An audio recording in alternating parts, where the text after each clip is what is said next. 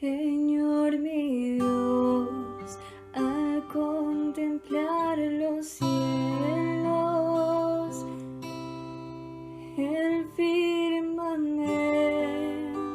y las estrellas mil, al oír tu voz en los potentes truenos y ver brillar el sol en su cenit, mi corazón entona la canción. Cuán grande ser, cuán grande ser, mi corazón entona la canción. Cuán grande ser,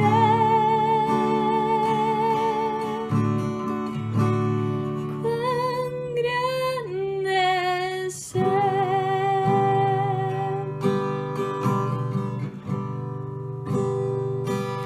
Cuando recuerdo del amor divino que desde el cielo al Salvador envió, aquel Jesús que por salvarme vino y en una cruz sufrió y por mí murió.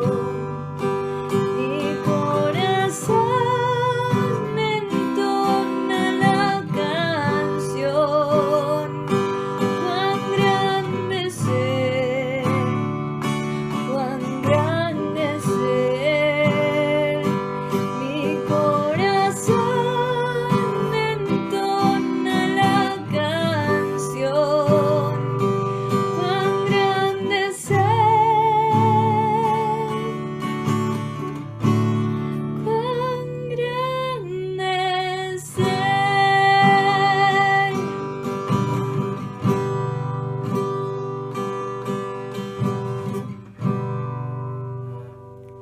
Cuando el Señor me llame a su presencia, al dulce hogar, al cielo de esplendor, me adoraré cantando la grandeza de su poder y su infinito amor. Mi corazón entona la canción. Cuán grande ser, cuán grande ser, mi corazón entona la canción. Cuán grande ser,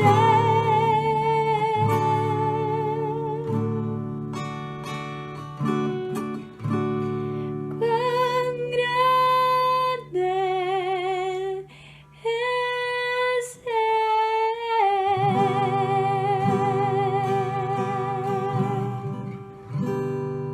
A todos ustedes muy pero muy buenos días. Hoy nuevamente llevando la bendita palabra de Dios. El tema que acabamos de escuchar con mi hermana Ana María, cuán grande es Él, es un tema no solamente hermoso, sino hoy honramos la memoria con este tema de cuán grande es Él, la memoria de Carlitos Aranguren. Carlitos Aranguren, uno de nuestros compañeros de milicia, por llamarlo así, quien falleció en estos días producto de un paro cardíaco a sus 81 años. Nuestro hermano Carlitos, ya un anciano, un padre, un abuelo, quien trabajó arduamente por la obra de Dios hasta el final, hasta sus 81 años de edad. Paz en su tumba y que el buen Dios de Abraham, de Isaac, de Jacob lo tenga en las moradas celestiales y que algún día también estemos allá y nos encontremos nuevamente. A la familia de mi hermano Carlos, que la paz y la fortaleza del Dios de Israel esté siempre con ellos. A toda la familia Arangure, gracias por su padre, por su abuelo. Gracias. Y gracias al Dios de los cielos por este hombre ejemplar y maravilloso. Este tema de cuán grande es Él era, sin lugar a dudas, uno de los temas que a Carlitos más le apasionaba. Sobre todo cuando decía, cuando el Señor me llame a su presencia. Y hasta que el Señor lo llamó a su presencia.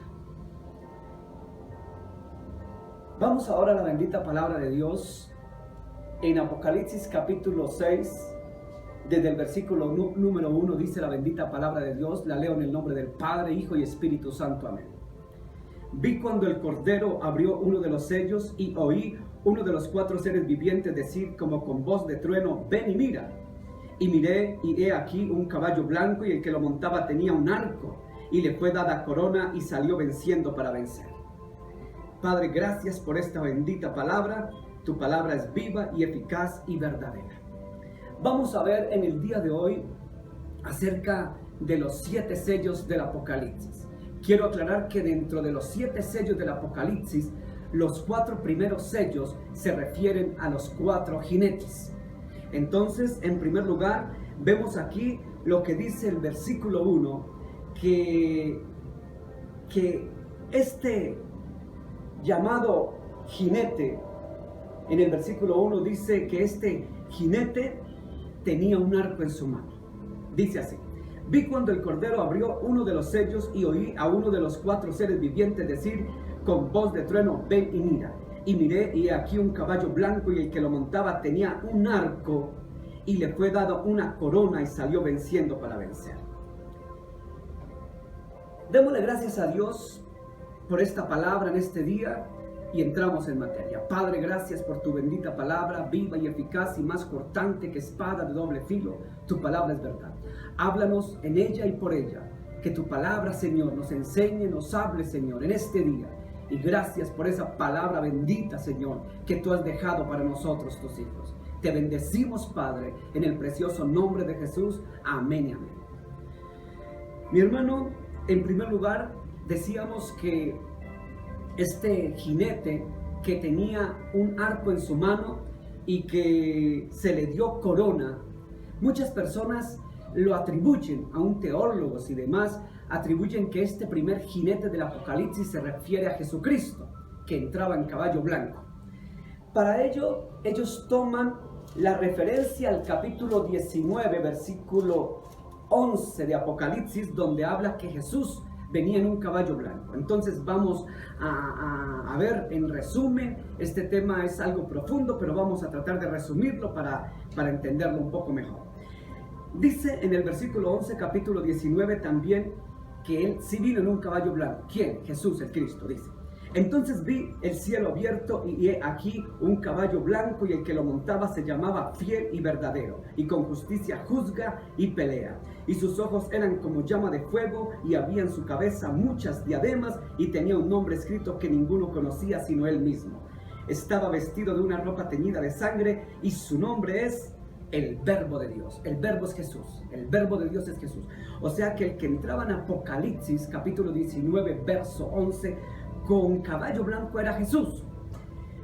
Entonces, cuando vemos capítulo 6, muchos estudiosos también dicen que se refiere a Jesús porque estaba en un caballo blanco. La semana pasada hablábamos acerca del hombre inicuo que hablaba Pablo, el hombre perverso que hablaba el profeta Daniel, el hombre de maldad, es decir, el anticristo que iba a imitar, ojo, iba a imitar al Mesías y por tanto se haría pasar por el Mesías. Cuando dice que el caballo blanco montaba el jinete del capítulo 6 y vemos que en el 19 estaba Jesús en caballo blanco, no es la misma persona, no es el mismo jinete. El caballo puede ser blanco, pero no es el mismo jinete. ¿Por qué sabemos? En primer lugar, en el versículo 1 del capítulo 6 dice, vi cuando el Cordero abrió uno de los sellos. Fíjese, dice que el Cordero, ¿quién es el Cordero? El Cordero es Jesús. La Biblia en el Nuevo Testamento y aún en el Antiguo Testamento se refieren al Cordero de Dios, el Cordero Pascual, como a Jesús. Entonces aquí Jesús en el capítulo 6 está abriendo los sellos. Cuando abre los sellos, entonces aparece un caballo blanco y uno que lo montaba, un jinete que venía con su mano con un arco. O sea que si Jesús estaba abriendo los sellos, no era el mismo que salía. Él estaba abriendo los sellos y otro era el que salía montado en un caballo blanco. En segundo lugar, fíjese que aquí en el capítulo 6 no dice que este jinete haya venido del cielo. La semana pasada vimos que nuestro Mesías verdadero venía del cielo, pero el falso Mesías, el engañador, el anticristo que se hará pasar por Cristo, vendrá no del cielo. Fíjese que cuando usted lee el contexto del capítulo 6, ve que estos acontecimientos ocurren en el planeta Tierra, estando Él en la Tierra. Cuando vamos al capítulo 19, en el versículo 11, vemos lo siguiente, dice: entonces vi el cielo abierto, y aquí un caballo blanco, y el que lo montaba era fiel y verdadero. Cuando observamos bien esto, vemos que Jesús siempre viene en el cielo. Entonces vi el cielo abierto, y aquí un caballo blanco. El Señor viene del cielo. El anticristo no viene del cielo. Viene en caballo blanco para imitar. Esta es una figura retórica, una figura literaria. El caballo blanco para referirse a que tiene autoridad. El caballo blanco en el contexto judío hebreo representa la realeza, el reinado, la autoridad. Entonces este quiere hacerse pasar como un rey, como alguien de mucha autoridad. Es más, la Biblia dice en el contexto que se le dio autoridad. Fíjese que Jesús viene del cielo. ¿Dónde sabemos más eso? Que Jesús va a venir del cielo y no de la tierra. La palabra de Dios lo vimos hace 8 días en Hechos de los Apóstoles, capítulo 1, versículo 11. Pedro dijo: varones galileos, ¿por qué estáis mirando arriba al cielo? Si ese mismo Jesús que subió al cielo vendrá de la misma forma, vendrá del cielo. Fíjese que Jesús viene del cielo y no de la tierra. En Primera de Tesalonicenses, capítulo 4, versículo 16, dice que el Señor, dice, con voz de mando, con voz del trueno, descenderá del cielo y los muertos en Cristo resucitarán primero. Quiere decir una vez más que, como dice Tesalonicenses, como dice Hechos de los Apóstoles y como dice Apocalipsis 19:11, el Señor nuestro Mesías viene del cielo, no de la tierra. Y este que viene aquí en el capítulo 6, este jinete del caballo blanco, no viene del cielo. Y decíamos anteriormente que el Cordero, que es Jesús, fue el que abrió el sello para que entrara él, falso, el engañador del caballo blanco. Entonces, dice que se le fue dada una corona.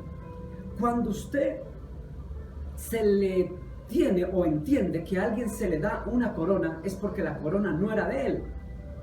Entonces se le dio, alguien que tenía autoridad le dio la corona. Mientras que a Jesús, cuando usted analiza, a Jesús no se le da corona. ¿Por qué? Porque Él tiene la corona, Él es el dueño de la corona, porque es Rey de Reyes y Señor de Señores. Lo que quiere decir que a este se le da autoridad, como decía Daniel allá en el Antiguo Testamento, a este engañador se le dará autoridad por breve tiempo, por un tiempo pequeño. Mientras que el Señor es la autoridad. A Él no se le da autoridad porque Él es autoridad. Fíjese que el versículo número 2 del capítulo 6 dice: y al que lo montaba, al jinete, se le dio un arco y fue dada una corona y salió venciendo para vencer. Se le dio la corona, no era dueño de la corona, o sea que no es Jesús. Vamos a ver más diferencias. Dice que se le dio un arco. Cuando usted analiza la palabra de Dios, se va a encontrar que cuando se refiere a Jesús, el Mesías, el verdadero Cristo, siempre se le relaciona con la espada. Usted analiza toda la Biblia y va a entender que a Jesús siempre se le enfatiza con la espada. A este del capítulo 6, que no es Jesús, que se hace pasar por Jesús, este se le dio un arco.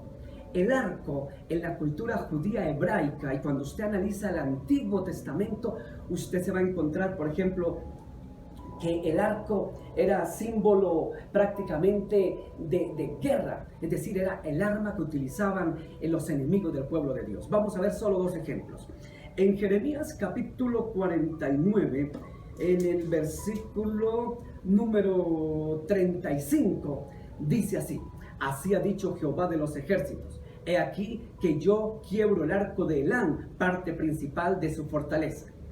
Fíjese que aquí el Señor habla que Él es el que quiebra el arco de Elán. ¿Quién era Elán? Los elamitas era un pueblo enemigo del pueblo de Israel. Entonces ellos atacaban siempre con arco. Para más señal podemos ver aquí el capítulo 51 también de Jeremías, capítulo 51, versículo 56, dice: porque vino destruidor contra ella, contra Babilonia y sus valientes. Fueron apresados. El arco, escuche, el arco de ellos fue quebrado, porque Jehová Dios de retribuciones dará la paga. Fíjese que aquí una vez más el Señor salió a quebrar el arco de los enemigos del pueblo de Dios. Entonces, cuando usted va analizando a lo largo y ancho de la palabra, el arco era el instrumento que los enemigos del pueblo de Israel utilizaban contra él.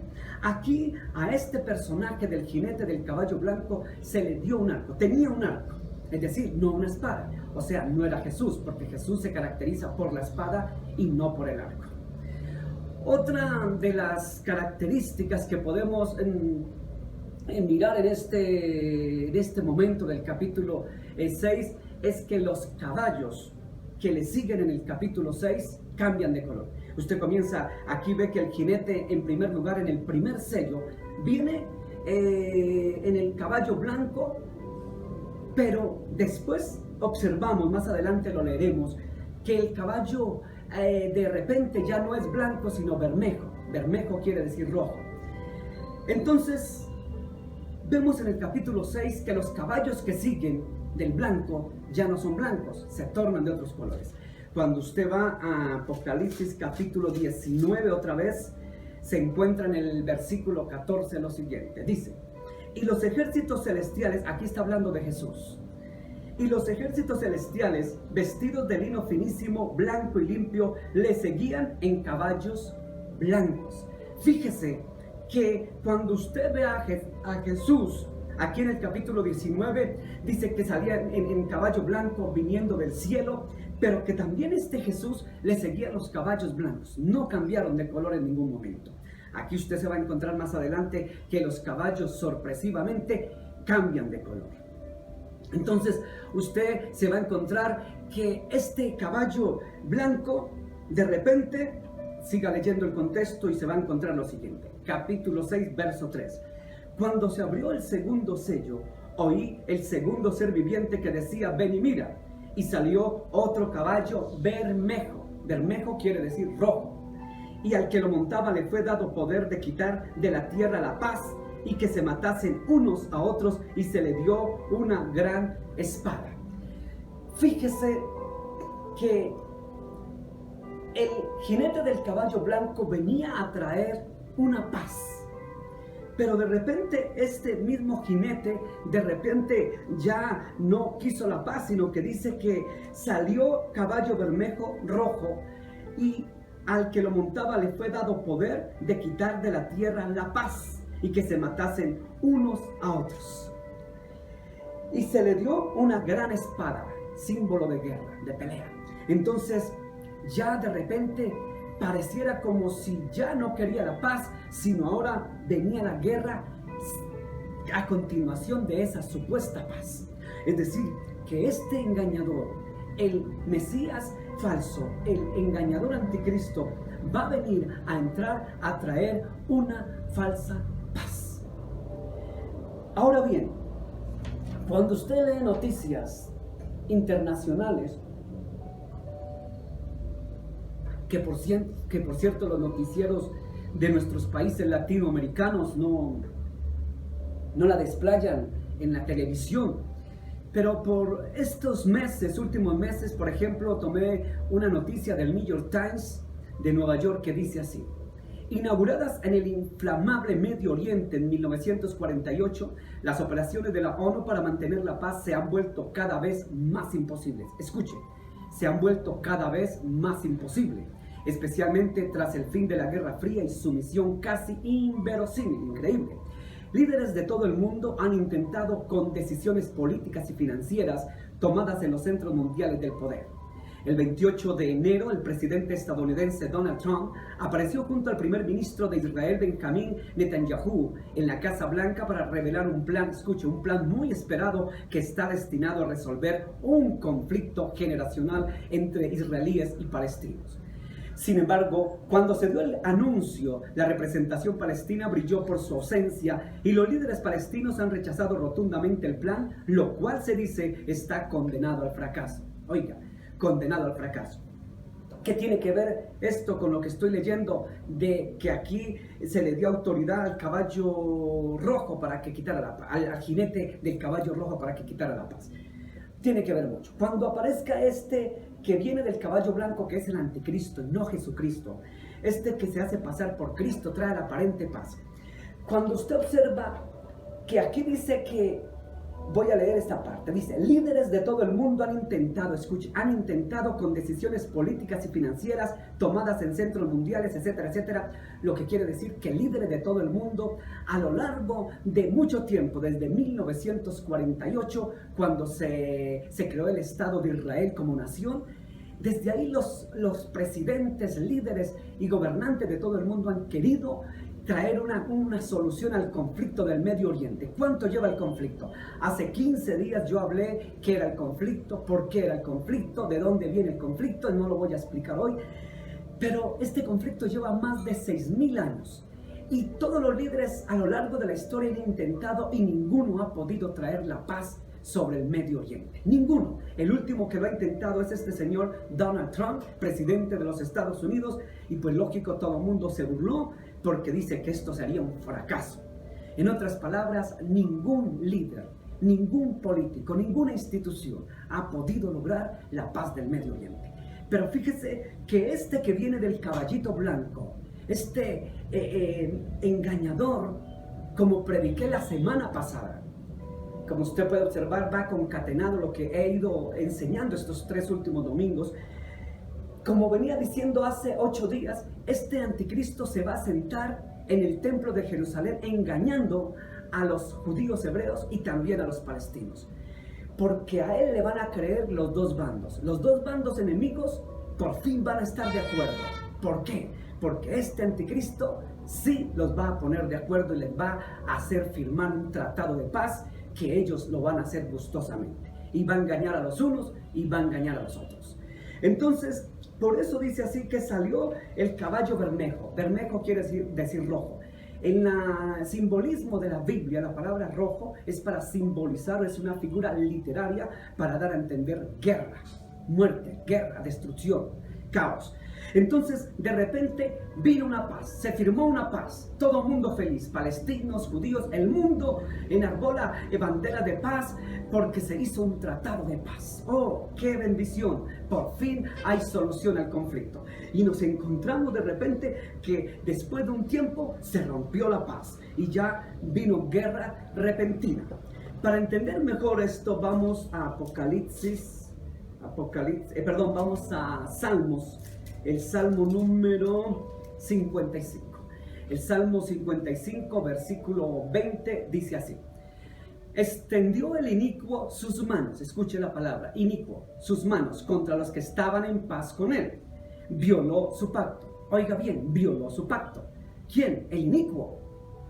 Los dichos de su boca son más blandos que mantequilla, pero guerra hay en su corazón, suaviza sus palabras más que el aceite, mas ellas son espadas desnudas.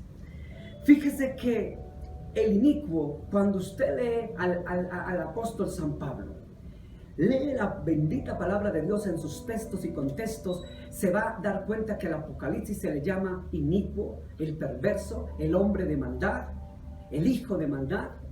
Este es para identificar al anticristo. Entonces yo les había dicho que los salmos, aunque se escribieron en su totalidad 1000 años antes de Cristo, no solamente son cantos poéticos, sino que también los salmos, tejilín en el hebreo, que quiere decir salterios o alabanzas, estos tejilín o salmos, cánticos, no solamente son escritos poéticos, cánticos, sino también son proféticos para el pueblo de Israel. Tal vez para usted y para mí no, para el pueblo de Israel sí. Este salmo es profético para decir que el inicuo, le vuelvo a leer el versículo 20, extendió el inicuo, entiéndase por anticristo, su mano contra los que estaban en paz con él, habían hecho un tratado, violó su pacto, hizo un tratado de paz, un pacto de paz. Y los dichos de su boca son más blandos que mantequilla, o sea, es engañador, mentiroso. Pero guerra hay en su corazón. Escuchen, no había paz en su corazón, era guerra. Por eso la palabra de Dios dice que la única paz verdadera es la paz de Dios que sobrepasa todo entendimiento. Jesús dijo, mi paz os dejo y mi paz os doy, no como el mundo la da. ¿Sabe por qué Jesús dijo no como el mundo da la paz?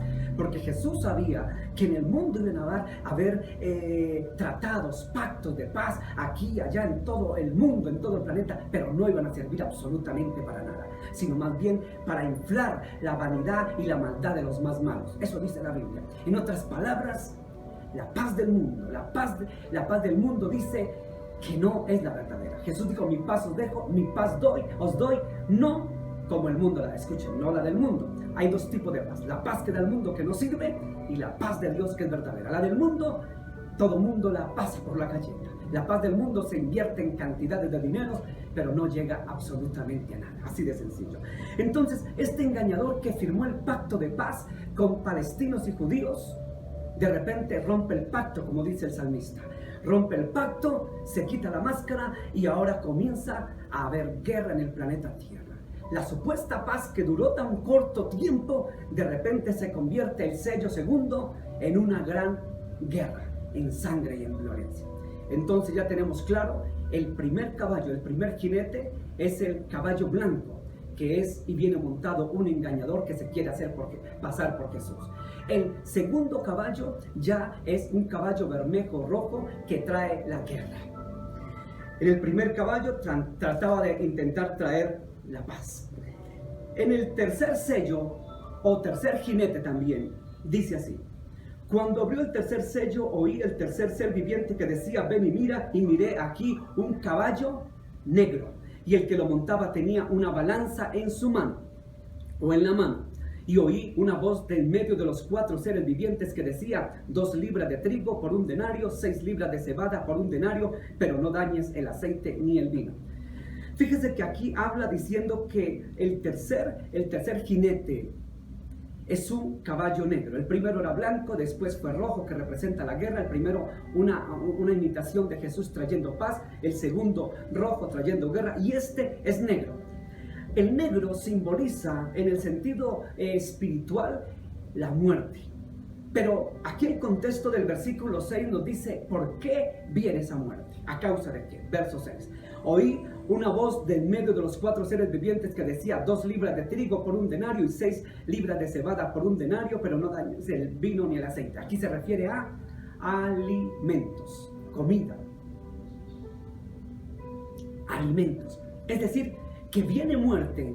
En el tercer sello representa muerte por hambre, color negro.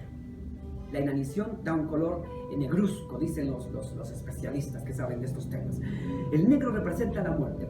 Fíjese que es apenas lógico que después de que haya una guerra o haya guerras, se cree, los especialistas creen que estamos a puertas de que venga una tercera guerra mundial. Y por cierto que después de los tiempos del anticristo, esta tal susodicha guerra puede ser muy posible. Y además el caballo bermejo dice que es una guerra.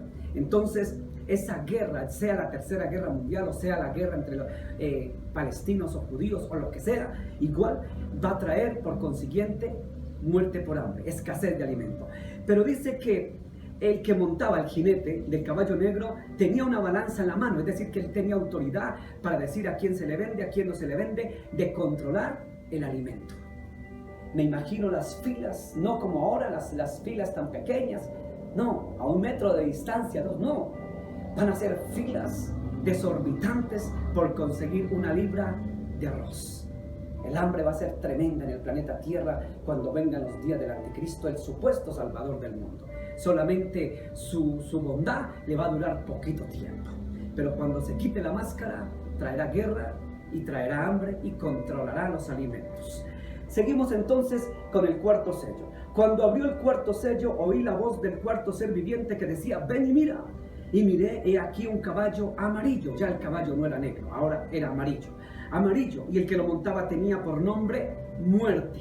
Y el Hades le seguía, y le fue dada potestad sobre la cuarta parte de la tierra para matar con espada, con hambre, o sea, más hambre, con mortandad y con las fieras de la tierra. En otras palabras, va a haber, inclusive, van a haber plagas.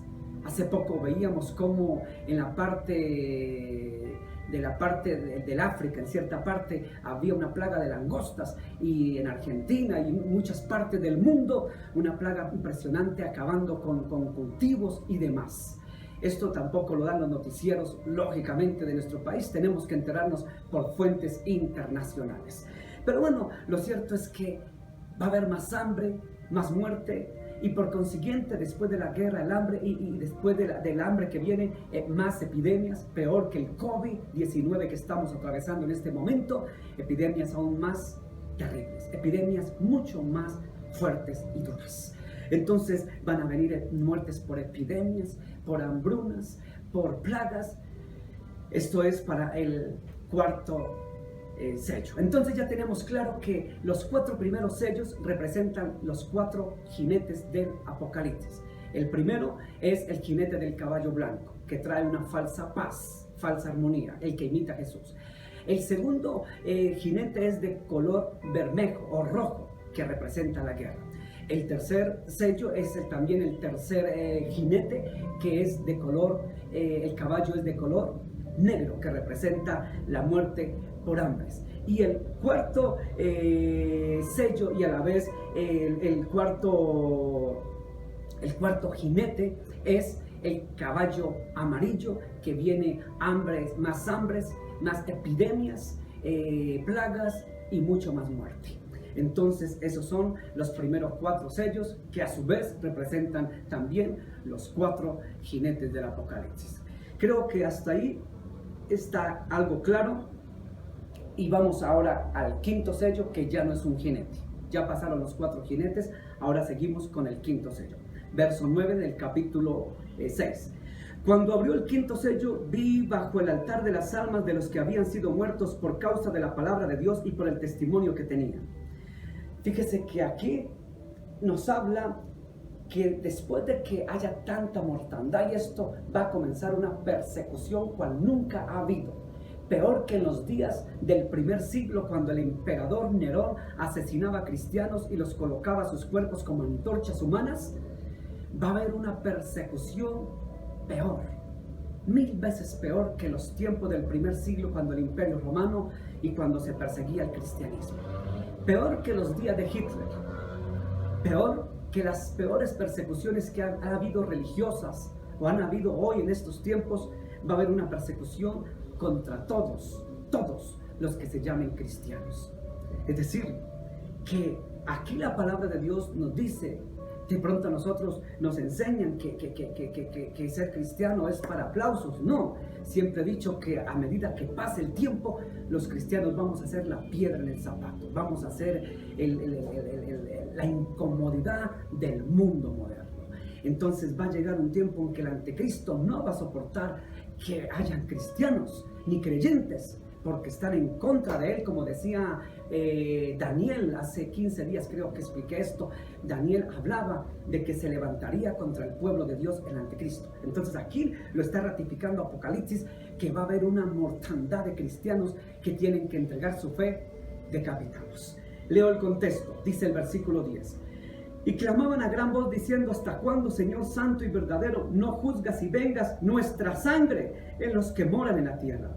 Y se les dieron vestiduras blancas y se les dijo que descansasen todavía un poco de tiempo hasta que se completara el número de sus consiervos y sus hermanos, los hermanos que también habían de ser muertos como ellos. Cuando usted lee el contexto de Apocalipsis 6, se va a dar cuenta que en esta mortandad van a haber miles de creyentes que van a ser torturados, martirizados, como en los días de Nerón, primer siglo, el imperio romano.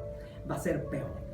Pero en el cielo aquí usted ve el contexto y se encuentra que los que han sido muertos, martirizados a lo largo de la historia, le clamaban a Dios: Señor, ¿hasta cuándo vas a hacer justicia de la muerte de los que hemos muerto como mártires? El Señor dice, en el versículo 11 está el contexto, la última parte, dice que hasta que se complete, hasta que se completara el número de sus consiervos, sus hermanos, que también habían de ser muertos como ellos. O sea que aquí la palabra nos enseña que habrá una gran mortandad en los tiempos del anticristo de los que creen en Dios, y concretamente los creyentes cristianos, los que tienen el nombre de Jesús, los que pelean contra el anticristo y no siguen sus ordenanzas. Entonces, vamos ahora al sexto sello. Miré cuando abrió el sexto sello, y aquí hubo un gran terremoto, y el sol se puso negro como tela de silicio, y la luna se volvió toda como sangre. Aquí vamos a ver qué pasó cuando se abre el sexto sello. El Cordero de Dios, que es Jesús, el Cordero abre el sello. Y cuando vio, el que escribió Apocalipsis, cuando vio esto, ¿quién fue? Juan, que fue el discípulo del Señor, que se le reveló el Apocalipsis. La palabra Apocalipsis es una palabra griega que quiere decir revelación. Esta revelación se la dio Juan más o menos en el año 95 después de Cristo, en el primer siglo, en el año 95-97 después de Cristo, en una isla llamada Patmos, porque él estaba encerrado por predicar de Jesús, estaba encerrado en una isla donde se llevaban los peores delincuentes. Y allá se le reveló este libro de Apocalipsis, revelación. Y entonces Juan, cuando vio que el Señor abrió el sexto sello, vio que en la tierra hubo un gran terremoto increíble, uno de los más grandes terremotos. Y yo quiero para esto entonces, volvamos a las noticias.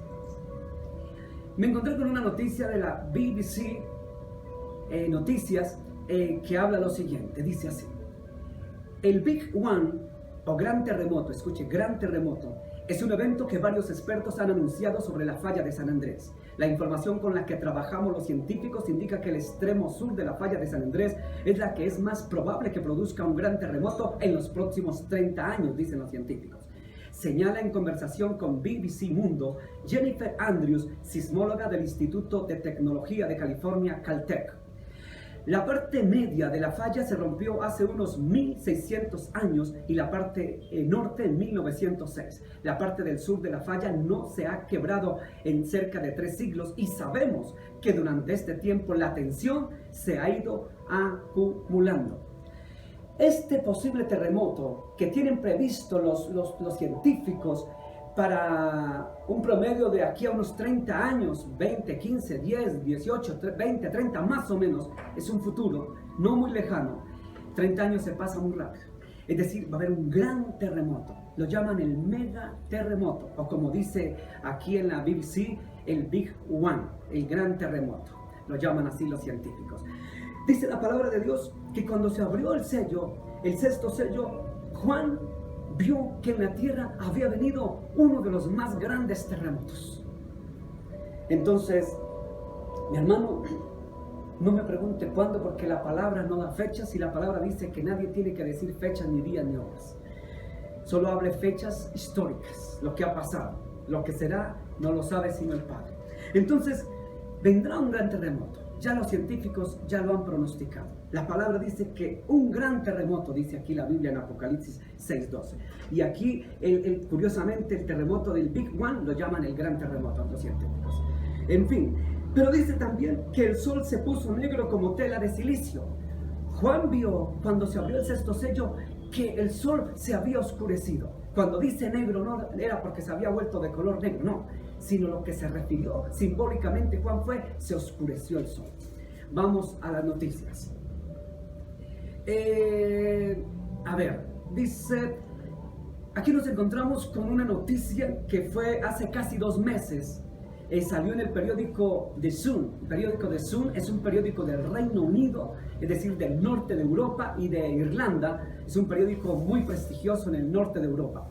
Esta noticia salió casi en toda Europa, pero lo tomamos del periódico The Sun del Reino Unido. Dice así la noticia, dice: científicos de la NASA advierten, el sol se debilita y podría originar periodos de mucho frío y pérdida de cultivos, hambruna y potentes erupciones volcánicas. Varios científicos de la NASA han advertido que el Sol ha entrado en una fase de bloqueo donde el campo magnético del Sol se ha debilitado, lo que ha permitido la entrada de peligrosos rayos cósmicos adicionales en el sistema solar. Los científicos de la NASA han advertido que podríamos entrar en un periodo de, escuche bien, en un periodo de recesión de la luz del Sol. Se lo repito, entraremos en un periodo de recesión de la luz del Sol, ya que según han explicado, las manchas solares prácticamente han desaparecido. Así ha confirmado al diario The Sun el astrónomo y científico de la NASA, Tony Phillips, quien ha destacado que el mínimo solar está en marcha y es profundo.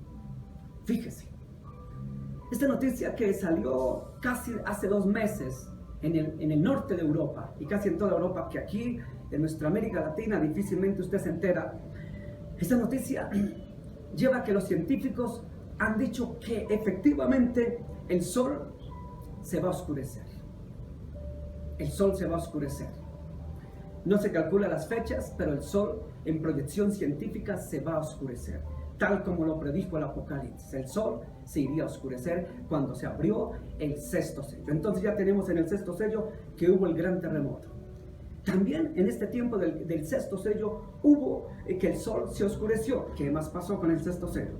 Dice, y la luna se volvió como sangre. Fíjese que últimamente hemos visto las famosas llamadas lunas de sangre.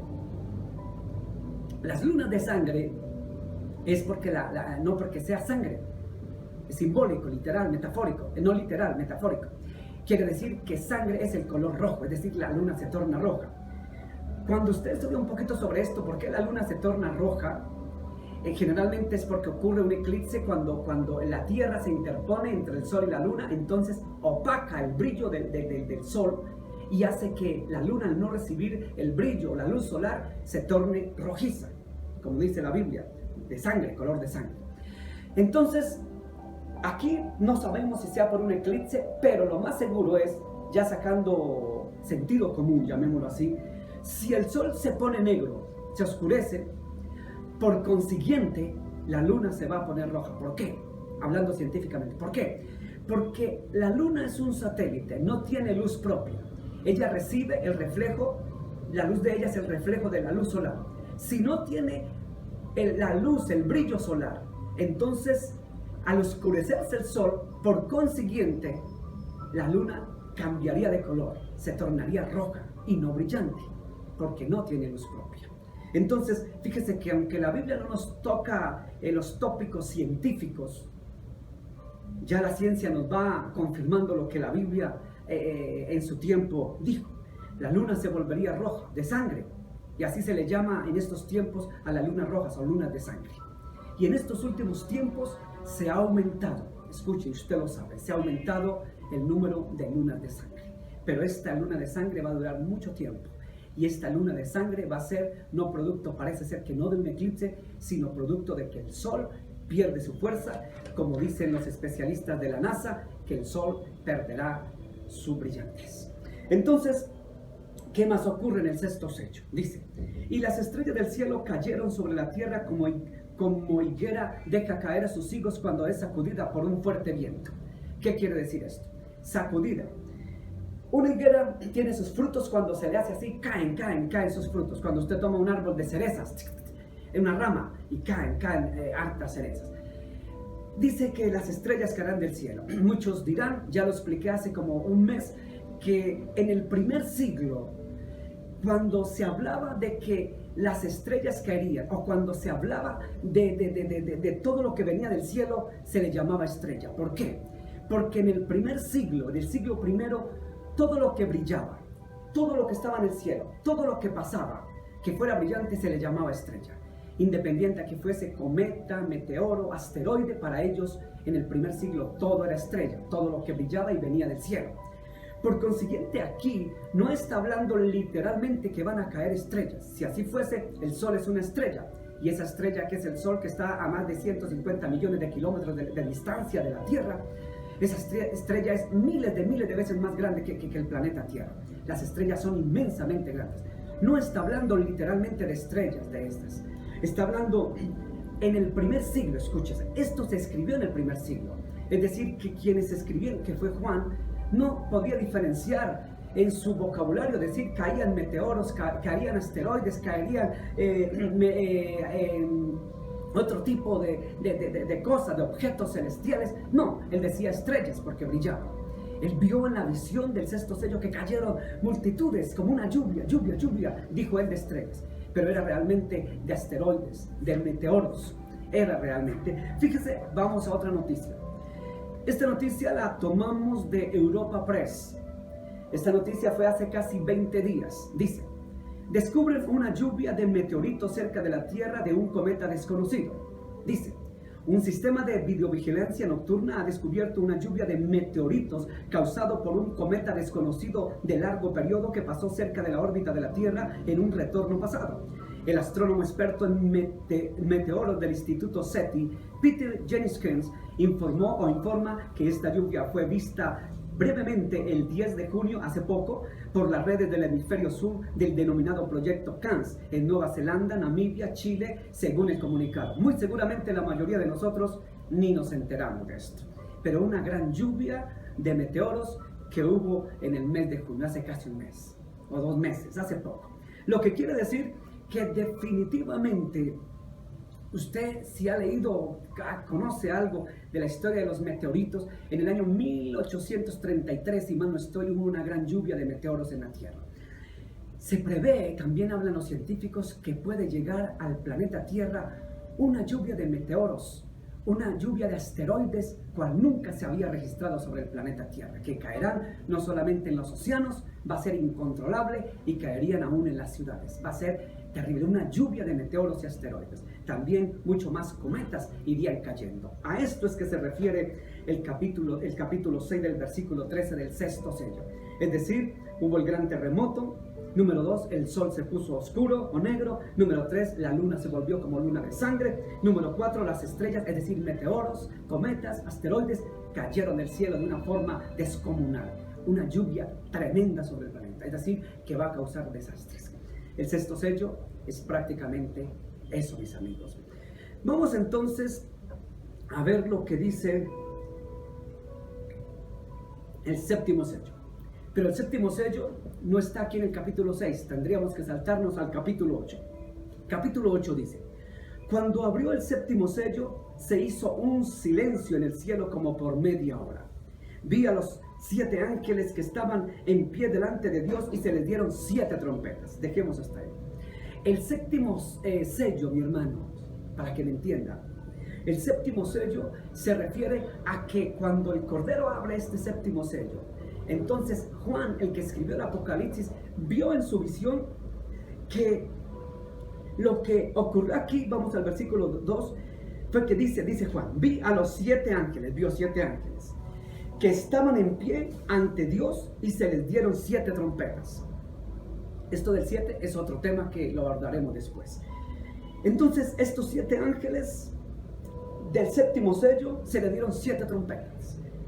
Entonces, aquí tendríamos que entrar a desarrollar las 7 trompetas, que por tiempo no lo podríamos tomar en este día, en este momento. Lo cierto es que el séptimo sello, para que me entienda y concluir, es que el séptimo sello se refiere a la aparición prácticamente de las 7 trompetas del Apocalipsis. Eso lo veremos en otra oportunidad. El séptimo sello, reitero, es el abrebocas de las 7 trompetas, que es un tema aparte. Entonces, para concluir, mi amado hermano, vimos los 4 jinetes del Apocalipsis: el jinete blanco, el jinete rojo, el jinete negro y el jinete amarillo. Ya dijimos qué representa cada uno de ellos y quién montaba esos caballos. Vimos que a partir del 5.º sello ya no era jinete, sino era un sello corriente, y del 5.º sello al 7.º sello no habían jinetes. Entonces ya vimos cada uno de los significados de los 7 sellos del Apocalipsis y de los 4 jinetes del Apocalipsis. Espero que se hayan entendido. Vamos, hermanos, quiero decirle que vamos a orar, a darle gracias a Dios, y quiero decirle que estamos a portas, a tiempos, que que viene el inicuo, como dice San Pablo, el hombre de maldad, como dice Daniel 600 años antes de Cristo, el perverso, como decía creo que Judas o Pedro, San Pedro. Ese perverso inicuo lleno de maldad viene pronto a gobernar el mundo, el planeta, y con él vienen los hechos, vienen las consecuencias. Eso es producto de no querer aceptar a Dios. El hombre cada día se ha empeñado en cerrar las puertas a todo lo que se llame Dios.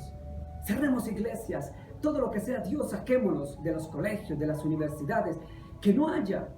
Mi esposa trabaja con niños, les he dicho, y es prohibido ahora hacer oración con los niños en los jardines. Eso es prohibido. Pero eso sí, no está prohibido decirle al niño que si se quiere vestir como niña, se puede vestir como niña. Eso no está prohibido. Antes se está promocionando. Esas son las nuevas cartillas de la nueva educación.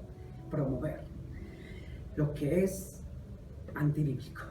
Entonces, como ya no queremos a Dios en los jardines infantiles, en los colegios, en las universidades, porque estamos en países laicos y Dios tiene que quedarse allá, pero eso sí, en las aulas tiene que apoyarse lo que no le agrada a Dios, lo que es contrario a Dios. Hay que hacer cátedra de eso, porque déjeme decirle que ya hay cátedra a favor de todo esto. Las cartillas, ahora todo está diseñado, la nueva educación está diseñada para todo lo antibíblico, así de sencillo. Y esto no lo estoy inventando ni por fanatismo, ni retrógrado.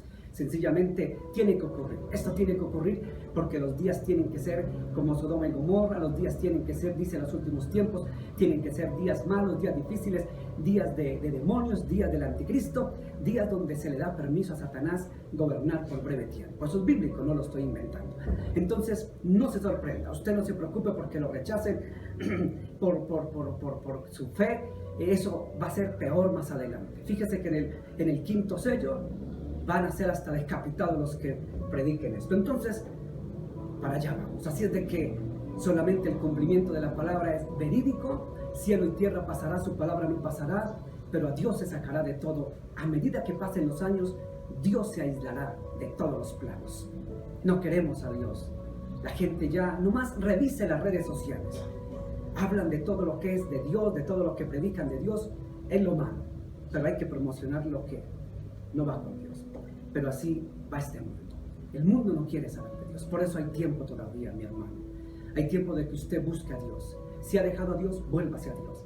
Busque a Dios, acérquese a Dios, esté con Dios. Dios es la verdad. Vamos a orar. Padre, gracias por tu verdad, tu palabra. Tu palabra es viva y eficaz y más cortante que espada de doble filo. Señor, tú eres Dios. Reconozco que eres el Señor Todopoderoso. Perdona mis pecados.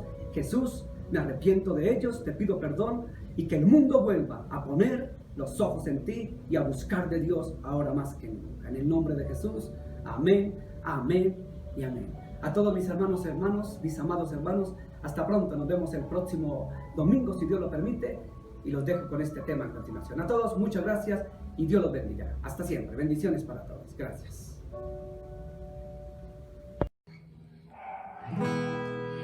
Mi corona es Jesús, gastaré mi vida en él y triunfante cantaré.